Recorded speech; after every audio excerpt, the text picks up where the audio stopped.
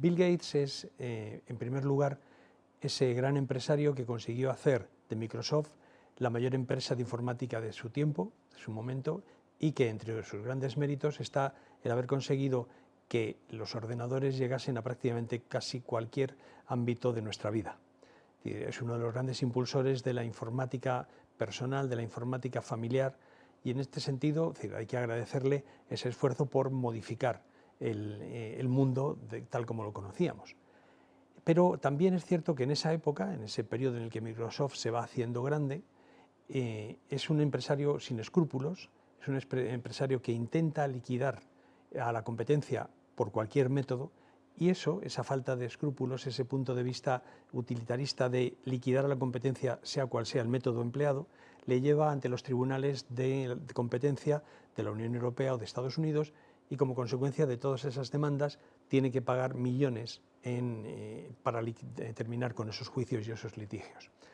Eso es una parte que hoy está oscurecida por ese aura de santo, ese aura de gran filántropo que se ha construido desde la fundación de la Fundación Bill y Melinda Gates, junto con el padre de Bill, y que hoy es quizás la mayor empresa, la mayor entidad de beneficencia del mundo, del planeta. La Fundación Bill y Melinda Gates ha invertido no solamente en alianzas de vacunas o en acabar con determinadas enfermedades en el tercer mundo, además lucha permanentemente contra la pobreza, según sus propios estatutos, sino que también ha invertido muchos millones en los medios de comunicación. En medios de comunicación y en periodistas que posiblemente pudieran explicar ese cambio de imagen, ese paso de ser empresario sin escrúpulos a alguien que desde luego es un gran benefactor. Yo creo que ni una cosa ni la otra. Es decir, Bill Gates, su personalidad engloba ambas cosas. Es decir, es el empresario que gana dinero incluso con la filantropía. Es un tipo que además se ha dado cuenta, como muchos otros millonarios y multimillonarios, que la gente acepta mucho mejor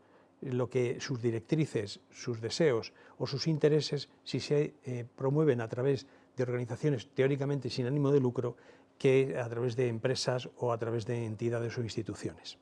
En este sentido, forma parte de ese grupo de grandes filántropos que realmente lo que están haciendo es intentar modificar el mundo, cambiarlo, ¿no? Es decir, Bill Gates es además un personaje con muchos puntos oscuros, como se está viendo ahora, ¿no? Es decir, tiene algunas amistades peligrosas, como Jeffrey Epstein, que se suicidó en la cárcel después de ser acusado de dirigir una red de pederastia,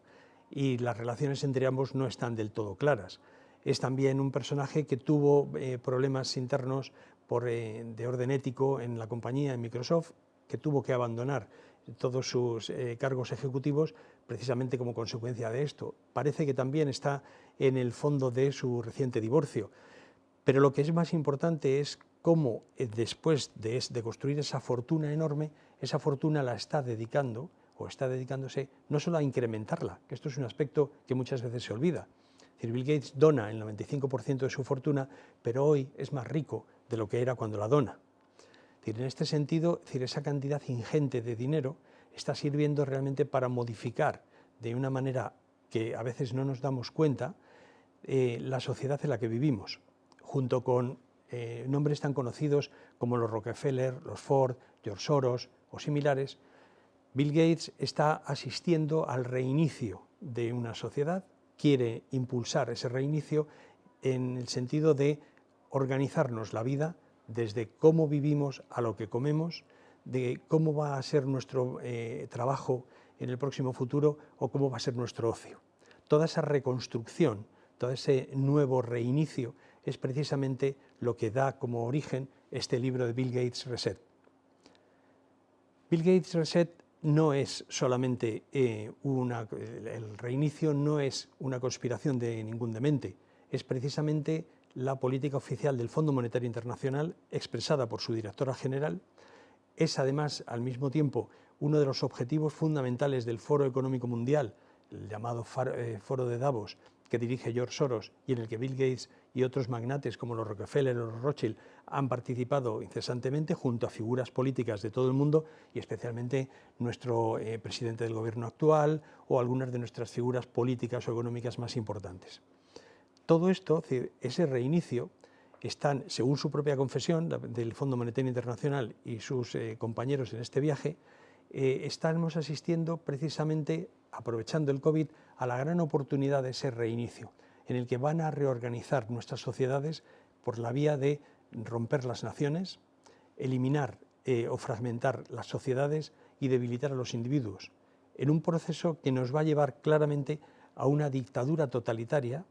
más allá de la voluntad popular, más allá de las democracias, y a través de organismos supranacionales controlar nuestras vidas hasta en sus últimos aspectos. Un aspecto muy llamativo es que precisamente hay todo un proceso de control social,